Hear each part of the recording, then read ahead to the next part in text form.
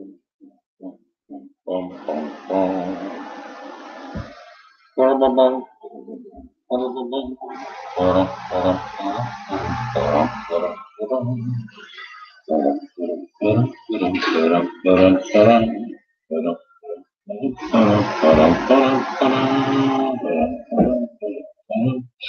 morning, good evening, good afternoon, wherever you are. Not sure if anyone's there. I'm going to run a quiz tonight, which should be very simple for many people. I always get complaints that some of the questions I give are too hard. So I looked into the stupid barrel right down the bottom when I found a handful of questions from 90s movies and TV quizzes. Some are a bit tricky, most are not. So I'm going to get myself a drink, sit back and wait for the 3,000 people that will roll in with everyone's asleep. The northern hemisphere rugged up from the cold, freezing. Didn't have that problem here today. Again, it was 107 degrees. And I think it's still about, what, 95 now? But it's not 95 in this room because we have an air conditioner going. Modern technology, quite extraordinary. And I've got to do what I always do because I stuff up. I've got to put up from top chat to live chat. I often start a quiz and I think no one's answering any questions. It's because I haven't done that. So good morning to whoever is there. I can see a couple of people are here. Probably just scratching the dust out of your eyes, I imagine. Cooking bacon and eggs. Maybe ham and eggs. Apparently it's ham and eggs in America. We have bacon and eggs in Australia. So I'll wait about another 3 or 4 minutes. And then I'll start. Hello, Vanessa. How are you? A little lass from the East End, no bother. I think you were saying that you were 49 years of age and living in the East End of London, which I went to as a kid. Not a bad area, actually. In the old days, you could buy land in the East End quite cheap. Now it's extraordinarily expensive just to rent down there, so people tell me. I'm sure Vanessa will tell me it's not cheap.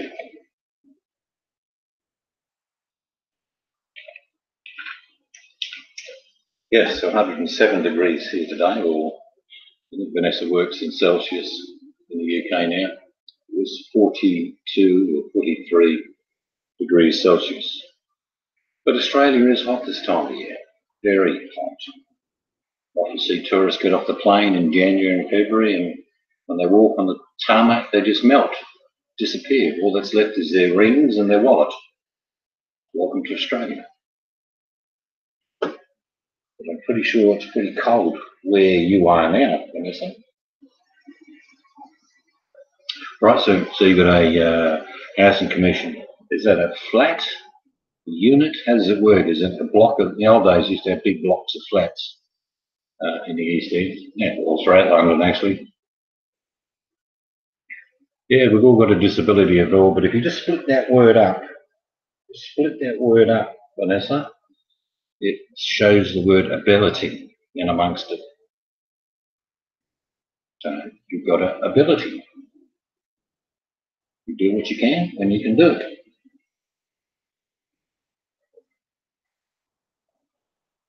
There's a big division in wealth in the UK, like there is in Australia. It's no different.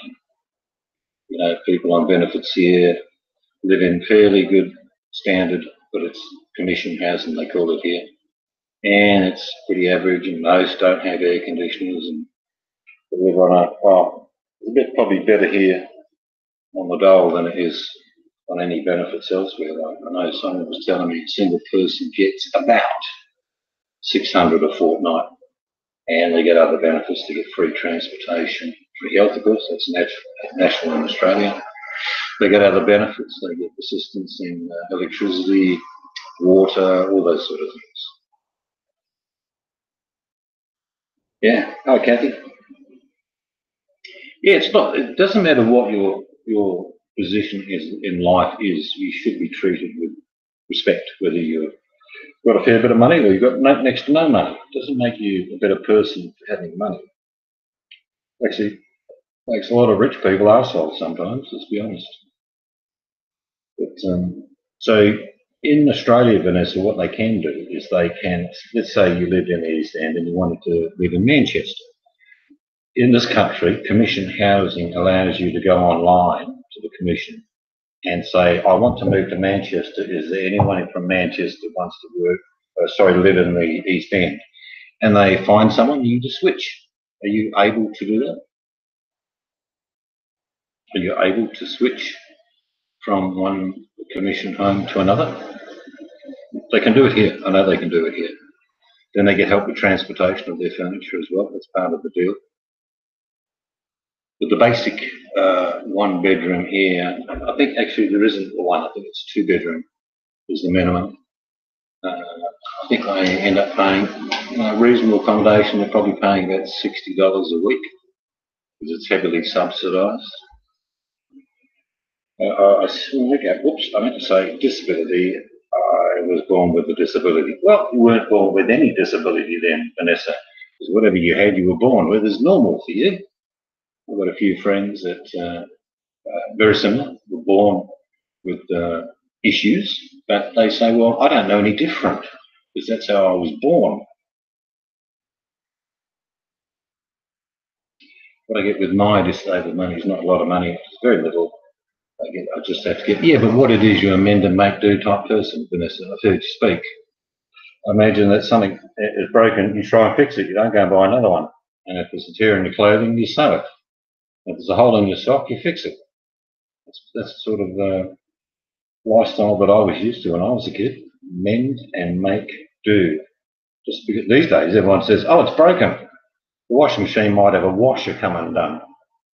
And they'll phone up a guy and say, I need a new washing machine because it doesn't work. He goes, righto.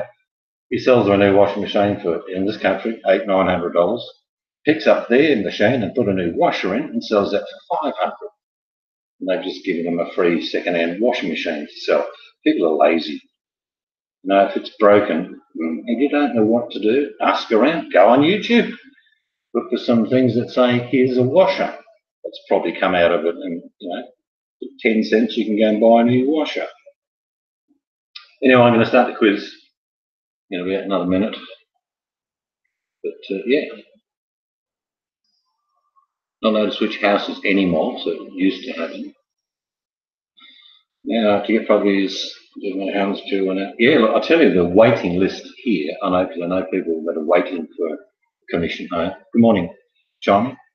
Is probably 3 years in my state. It's up to 5 or 6 years around Sydney because there's millions of people around Sydney. So there's, like I say, big waiting list. Anyway, let's get off the chit chat, start the quiz. I'm sure a lot of you will know the answers to these because the questions are to do with the 90s movie and TV quiz. Morning, Camper. Let's get it underway. You can answer as many times as you like, but if they're all wrong, I'll laugh at you. No, I'm only kidding. First question in the 90s movie trivia and television questions is, number 1, what was the name of Will Smith's character in Independence Day? What was his name? You're thinking, oh, I know it. Was it Camper John? No. I know you're just saying hello, Camper John. What was Will Smith's character? John Smith? No.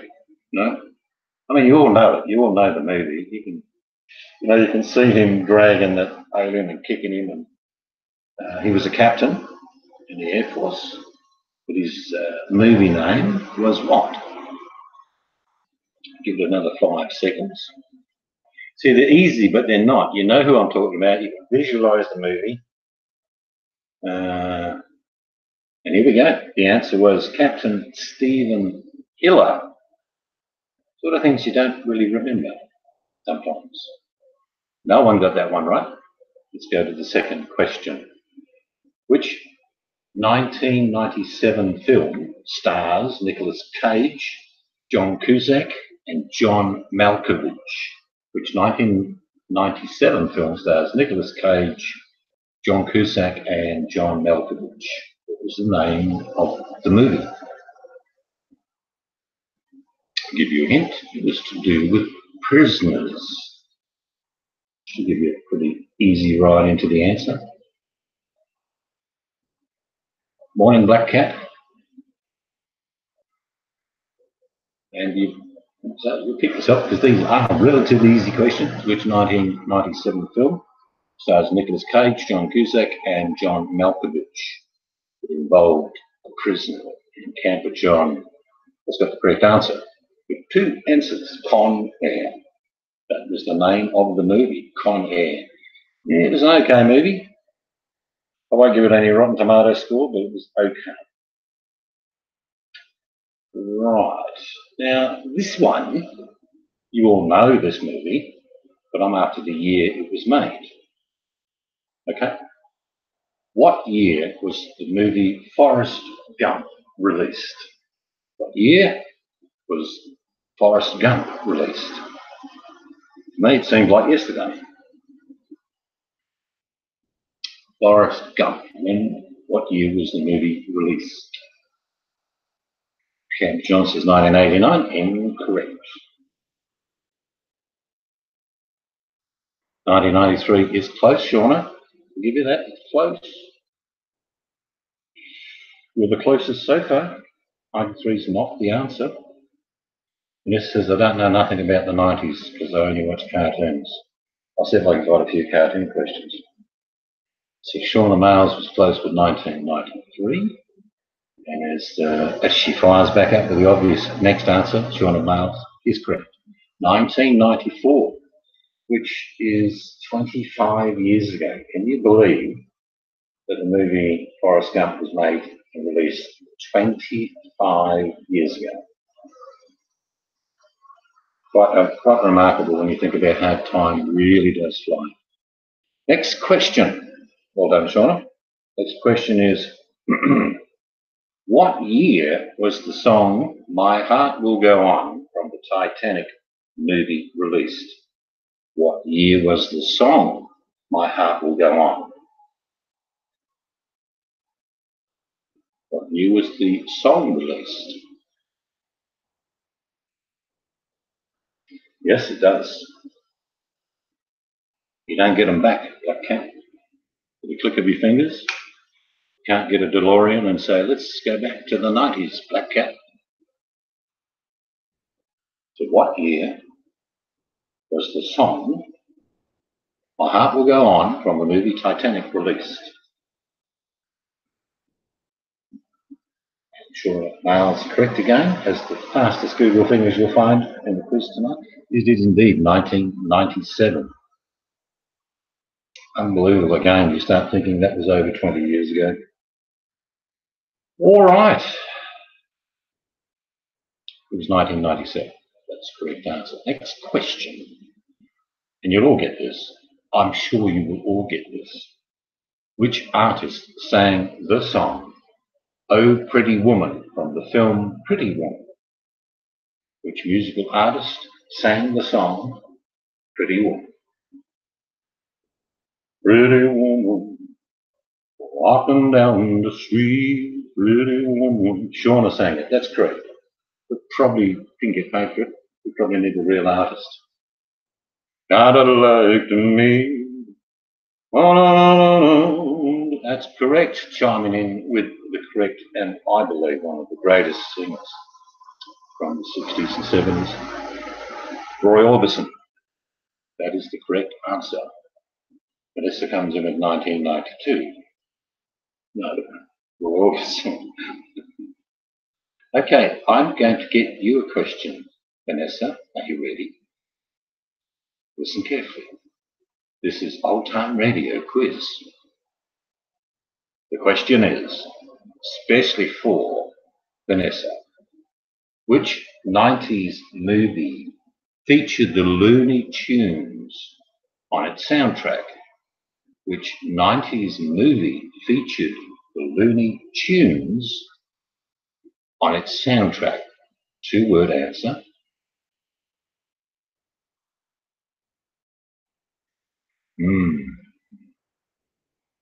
I wouldn't got the answer to this actually.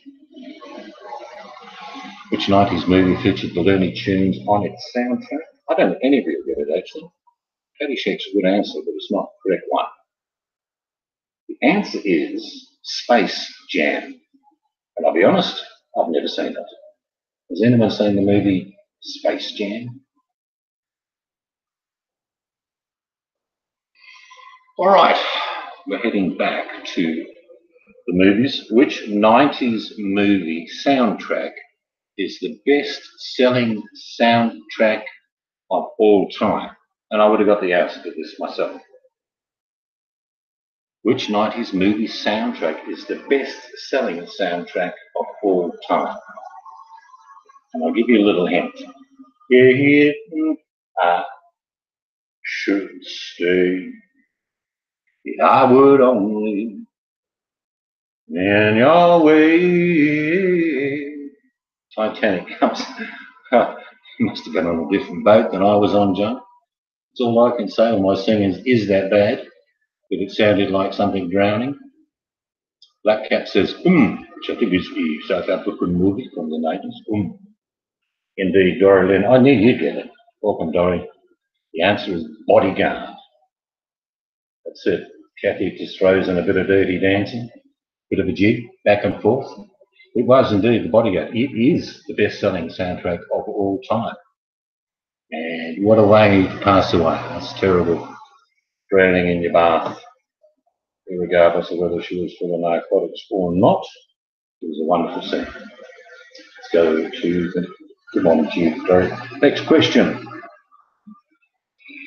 Okay. All right, here's another one. I'm putting money Dory will get this. Dory Lynn will get this one. Here's the question.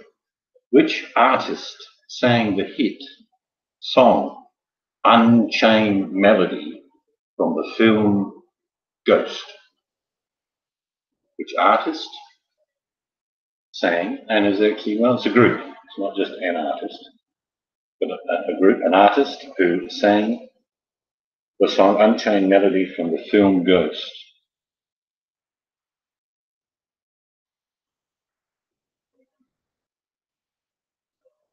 This is too hard. I need to go on to an elementary chat. I'll do questions easier next time.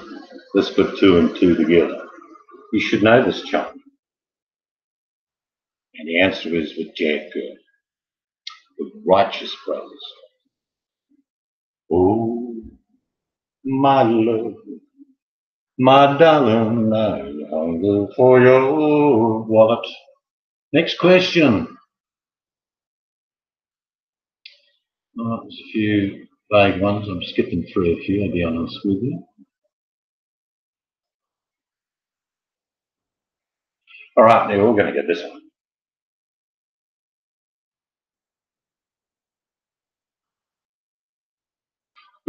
What was the name of the actor? I'm not after his character, all right? I'm after the actor because it's easier for me to tell you this.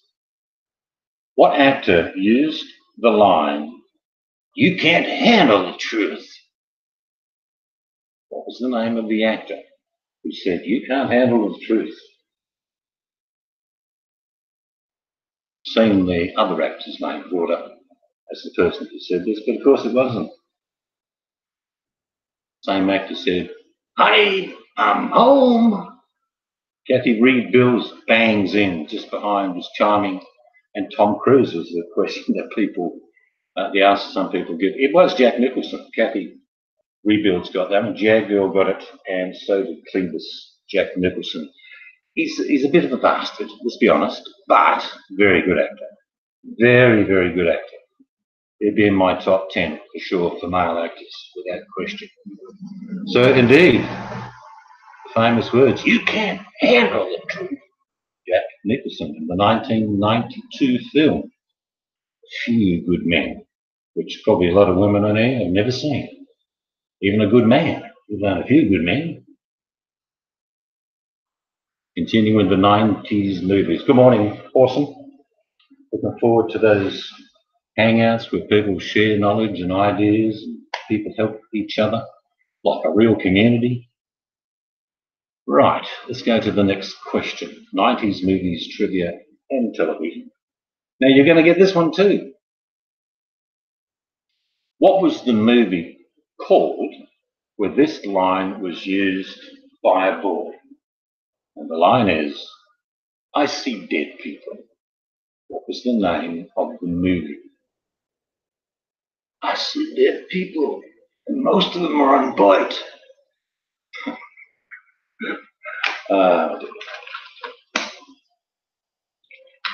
That's a reference to zombies. That's internal humour. Kathy Rebuilds is on a roll, and it was only just before Chiming got in, but Kathy did just beat you. Kathy Rebuilds with The Sixth Sense. I thought it was a pretty good movie. I don't know about you, but I would rate that movie out of 10, I'd say something like 6, which is pretty high rating for me, by the way. I thought it was a very good plot movie. It is actually from the real life character, James Von, what's his surname? Crow. Is that his surname? Oh, is that not based on his life? Oh, okay. The Ghost Whisperer is based on James Van Prague. If you know your spiritualists at all, I got a stand corrected. The wife just hit me with a belt. Said, no, you're wrong. All right. Now, for the actually, this line is come from a few movies, but this is a relative in the 90s. It has reference to a movie back in the 40s. When you hear the line, you'll know. But which character in this movie? I don't think you'll get this. Look, I'm going to tell you the question and give you the answer because I'll tell you why. Because I've heard this line in about 3 movies. The question was, who used the line, "You had me at hello"? I can name about 3 actresses that had that saying. Betty Davis was one. Another, I think, Mansfield was another one. And the other person who said in the recent movie, the movie was Jerry Maguire, was Dorothy Boyd or Renee Zellweger. You had me at hello. Am I correct? Movie buff said that line's been used quite a lot in the 40s, 50s, 60s, and 70s. You had me at hello. So a bit of a vague question. That's why I gave you the question and the answer, because it wasn't a very good question. Okay, let's find another one.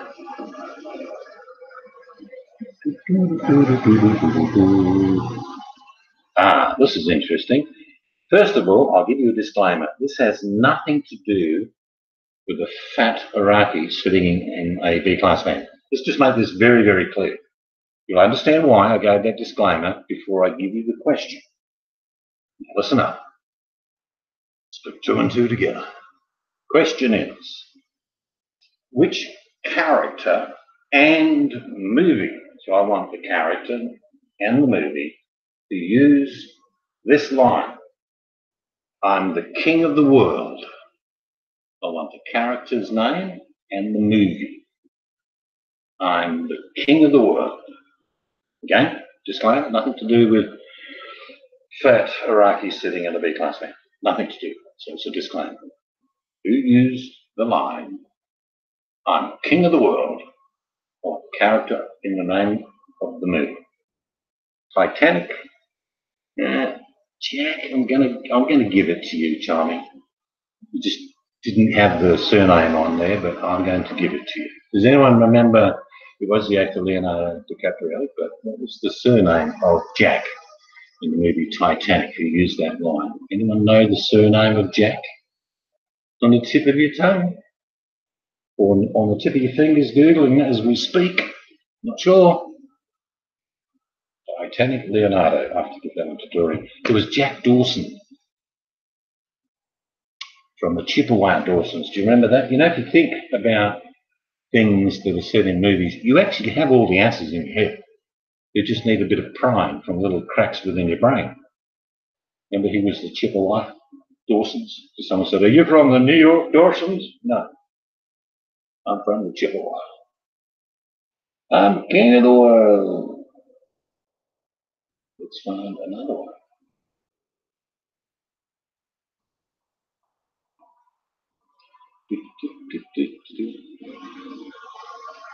I knew this one. This is not an easy question, but okay. Which actor voiced Moses in Prince of Egypt? This is a Disney question. Which actor voiced Moses in the Prince of Egypt?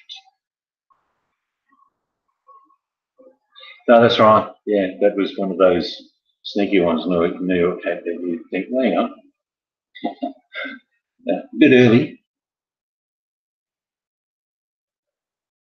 A lot of things that producers and writers do in movies is do little things like that. And people say, no, that place didn't exist. Go back to the question, which actor voiced Moses in the Prince of Egypt Disney movie? He actually does a lot of voiceovers because he played one role as Batman and no one really wanted him anymore. You probably know who I'm talking about now. Played the role of Batman and was declared the worst Batman in history. But he does a lot of voiceovers, and he did one in the movie Prince of Egypt for the voice of Moses.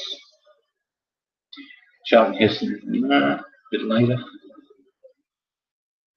Good morning, Hillbilly. Or I'll give it to you, it's not Michael Keating. It's when I said the worst Batman in history, I thought you'd get that one. The actor's name is Val Kilmer. There's a load of voiceovers because I don't think anyone wants him on screen anymore. Sorry, Val. Pretty bad, to be honest. Most corny Batman I've ever seen. Yeah, George, he played. I think everyone's had a crack at Batman. I'm pretty sure that someone on Boyd will get dressed up as Batman one day. All right, if Vanessa is still here, are you here, Vanessa? You might be in the background cooking up some eggs and fried bread. But the question would be for Vanessa and everyone else. The question is, what year was The Lion King released? In the 90s, what year was The Lion King released? I never work out what those words are in the song. But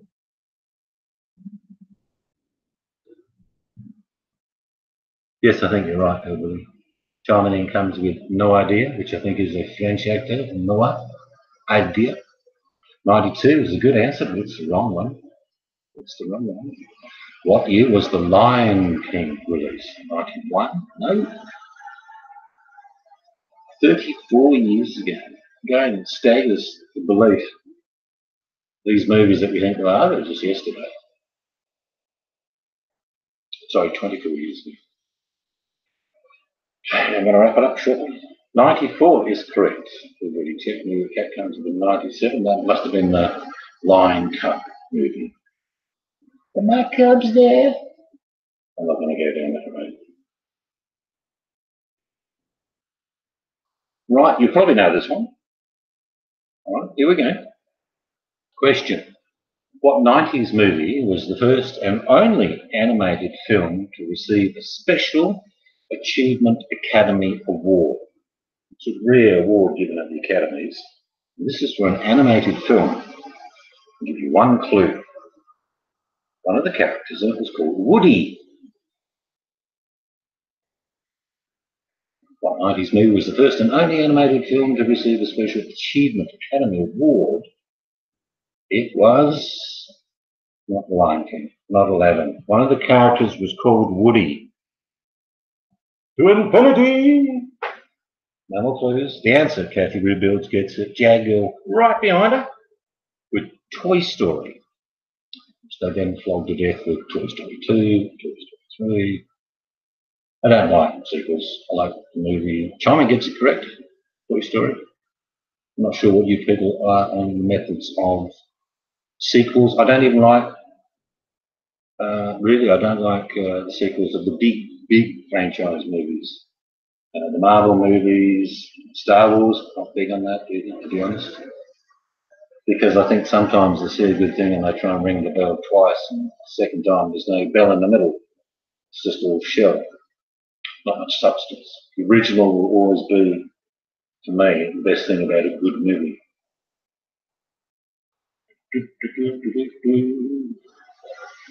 Right, let's just mosey on down.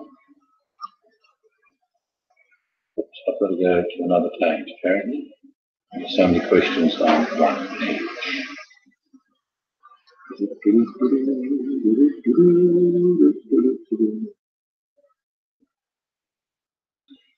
All right, one of my favourite actors who's no longer with us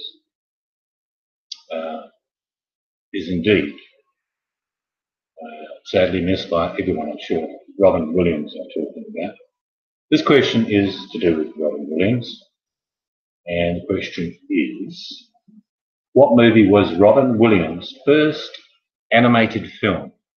No, it was not Aladdin. Okay, it was not Aladdin. So it's probably a bit obscure for most people, because everyone would have said Aladdin, but it's not.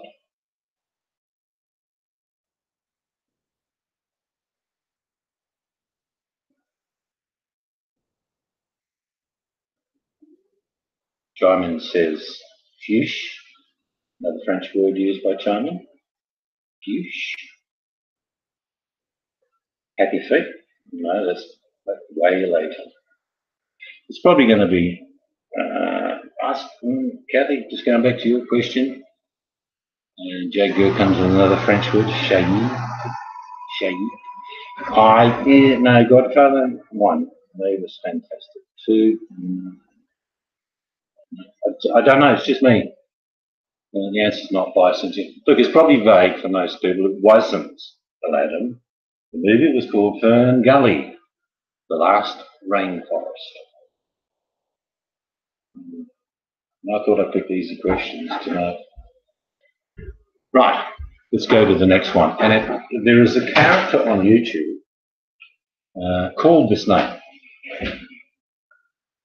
who used this line in the movie Ghost. All right, and her character was Oda Mae Brown. What was the actor's name that used the words, Molly, you're in danger, girl? And the character was Oda Mae Brown in the movie Ghost. So what was the actor's name? Or actress? Dora Lynn, bang, just like that. You see Dora Lynn with her hands on the clay now as the wheel's turning. Oh, my love. It was indeed Whoopi Goldberg. And I think her acting's okay. Yeah, can I be polite and say it's okay? But I think she overacts a lot. It's just me. Am I being too critical? That Whoopi in most roles. Look, the best one movie that Whoopi Goldberg ever made was the movie about the nuns. You know what I'm talking about. And that was funny. That was good fun. But a lot of things Whoopi does, she goes overboard. Probably being a bit too critical, but that's what I said. All right, here we go.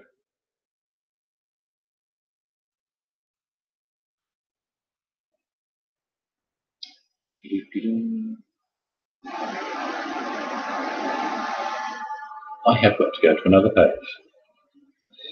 Yes, I'm Googling questions on the internet about, movie quiz.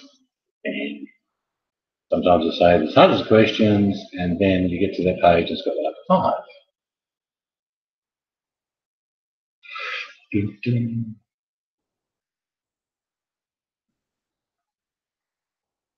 Oh, I don't know these ones. No, I'm going to be struggling. I might cheat and go back to some of my other quizzes I've got stored. But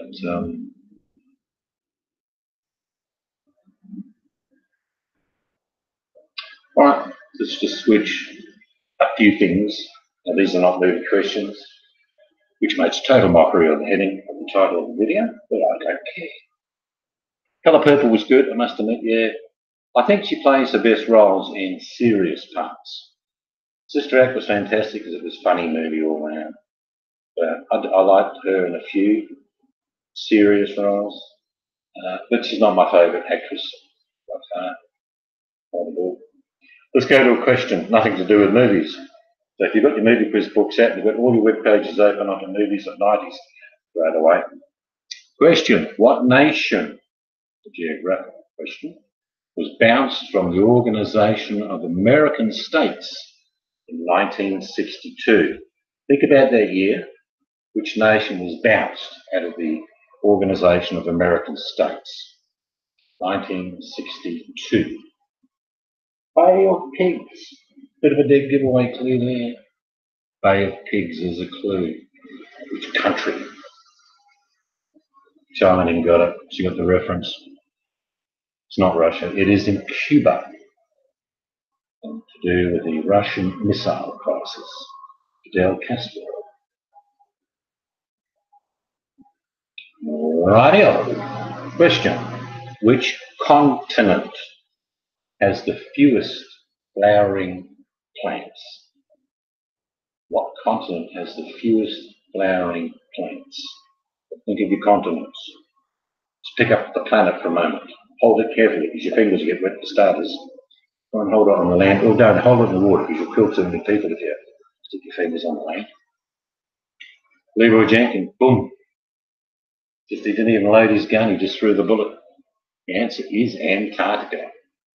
And I can tell you the driest place on the earth is also Antarctica. There's less rain than everywhere else. Antarctica, correct, Jagger. The chiming in is correct as well, technically. Someplace cold, that's got to be an answer of sort. Now this, again, another disclaimer, this answer could relate to a large fat man in a B-class van, but that's a disclaimer, okay?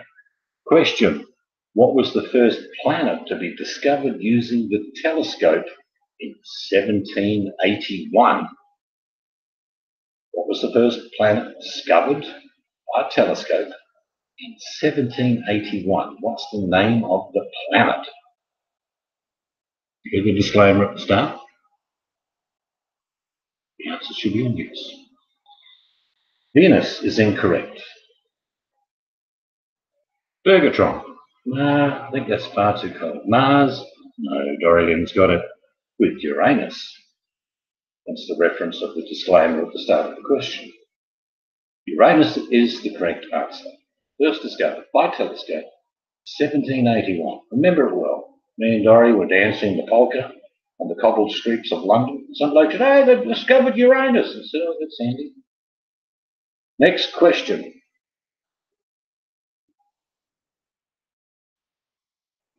Righto, this is for all the North Americans.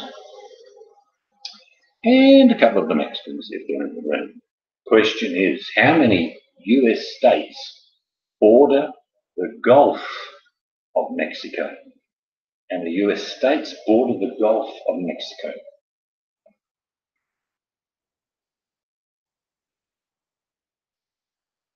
Got to start thinking of your map, the Gulf of Mexico, and the states, US states, border the Gulf of Mexico. Here we go. Texas. Come on, you're Americans. Kathy Rebuilds has got the answer. I have a feeling someone might have Googled this, but I'm not going to say that. Kathy Rebuilds and Dora then right behind her with the answer. 5 US states border the Gulf. Mexico.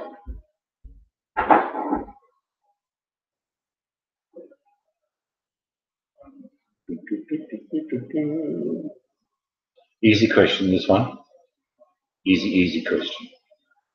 Question is, what is sushi traditionally wrapped in? What is sushi traditionally wrapped in? Okay, just frozen 6 for good luck. What is sushi traditionally wrapped in? Dan chiming in gets it, just followed very closely by Jag and Kathy. It is seaweed, edible seaweed. I must tell you, there is some seaweed you shouldn't eat. So it's edible seaweed. Just don't go down the beach and find a bit of raw fish and, that bit of seaweed should do. Do a bit of research if you're going to do that. Or buy it in packets from the shop. It's cheap enough. I don't eat sushi. I stick raw fish on the end of the hook. Get the bigger fish. For the drinkers of alcohol, you might be able to get this answer. The question is, what flavour is Contro?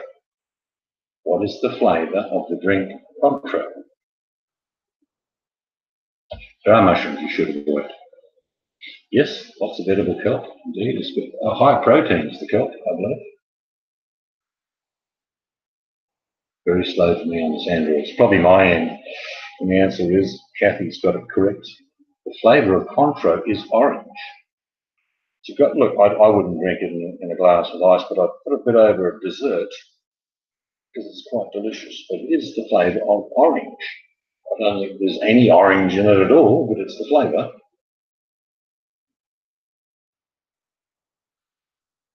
For the British contingent or those music lovers, this question is, which BBC music programme was broadcast weekly between 1964 and 2006? Which BBC music programme was broadcast weekly between 1964 and 2006? We used to get it here in Australia.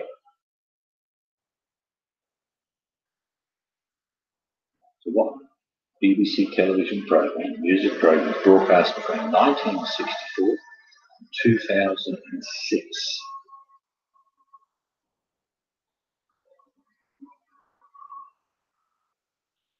I remember watching it as a kid when I was in the UK. Bandstand, no, that's American. Top of the charts is real close. Why don't we give it to you, Charlie? They used a different word in the UK. It was the top of the, I'm going to give it to Charlie, which is so close. It was top of the pops. I remember watching Mary Hopkins singing a song on top of the pops, and she ended up taking that to Eurovision, I believe, 1964. I don't know where that came from. Well, it's good enough for me, chiming in. You're leading very closely, followed by Kathy, and Jag is very close. I'm going to give you two more questions because I don't do very long answers.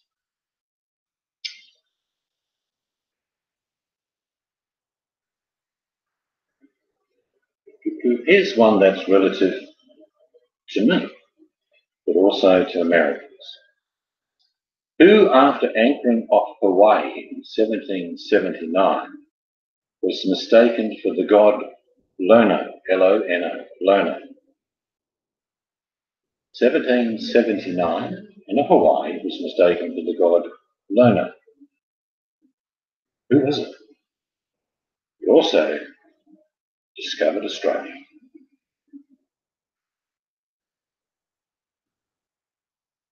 That's right, discovered Australia, 1779. Met an untimely death. I'm taking that, Kathy, I'll give that to you. It was indeed Captain James Cook. Captain James Cook went to Hawaii after discovering Australia, and the locals, inhabitants, thought he was the god Lono, obviously one of their gods. Not Jay Leno, just Lono, L-O-N-A. Last question of the night. Of course, this question will give you a free round-the-world ticket, first class, staying at the 5-star hotels of your choice. All you have to do is pay for it, of course, but I'll book it for you. So here's the last question of the night for that wonderful prize that you'll be providing for yourself under my guidance. Question is, what railway linked Moscow and Irkutsk in 1900? It's a famous rail line. What railway linked Moscow and Irkutsk in 1900? This is for a round-the-world trip at your expense, staying in first class accommodation, flying first class. Oh, I'm so tempted to give it to Kathy. It was a word I'd like to see in front of it, not the Orient Express. Good answer though. Very good answer. Because it went between a very large area, there's something just in front of Siberian, Kathy. I'm sure you'll forgive me for being a bit pedantic. You've got half the question correct. The answer is Trans-Siberian, because there are other Siberian rail lines that go to nowhere except gulags and take all prisoners of Boit, which I believe is a whole wagon being loaded as we speak. The railway line between Moscow and Irkutsk was in 1900 the Trans-Siberian Railway. How would you like to be sent to a Siberian gulag?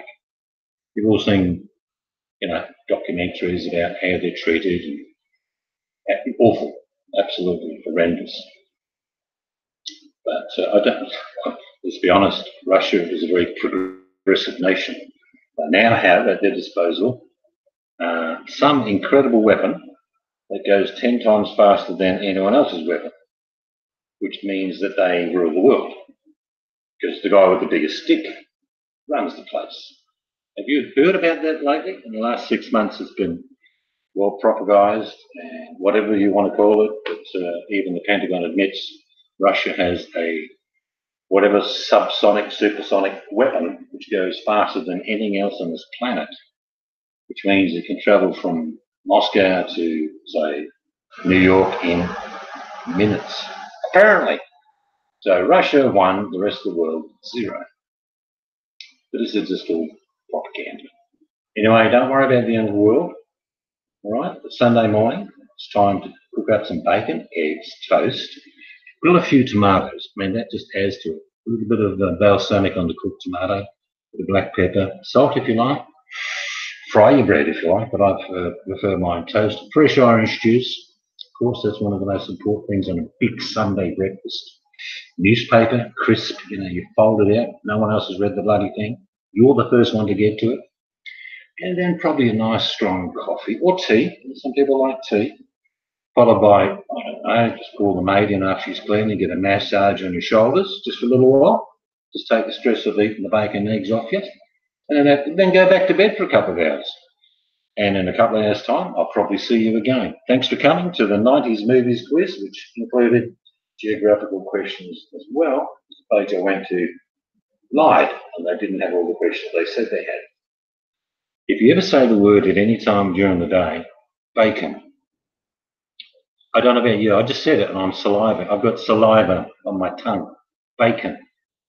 If I was just sent to this planet, I knew nothing about this planet, and I was given and offered bacon, I'd stay. On that note, have a great day. I shall catch you good people later. Be good to each other. If you can't, just ignore each other. It works. See ya.